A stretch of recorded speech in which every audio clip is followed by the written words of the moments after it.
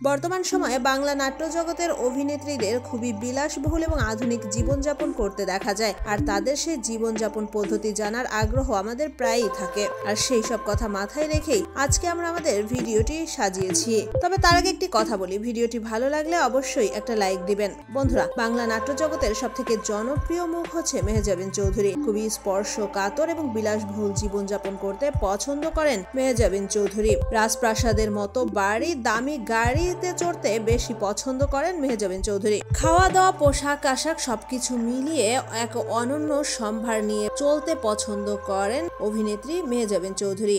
এরপর উঠে এসেছে তানজিন তিশার নাম। তানজিন তিশা অনেকটা বিলাসবহুল জীবনযাপন না করলেও মোটামুটি বেশ ভালোইভাবেই চলাফেরা করেন। বেশ ভালোই দামি গাড়ি, বাড়ি, ব্র্যান্ডের পোশাক আশাক ব্যবহার করেন তানজিন তিশা। অপরদিকে তাসনিয়া ফারিন আবার একটু ভিন্ন ধরনের। নিজের টাকা পয়সা বিলাসবহুল জীবনযাপন করে খরচ করতে বেশি একটা পছন্দ করেন না জনপ্রিয় এই অভিনেত্রী। তিনি মনে করেন এগুলো জমিয়ে রাখলে হয়তো ভবিষ্যতে কাজে দিবে, ভালো কাজে ব্যবহার করার ইচ্ছা আছে তার।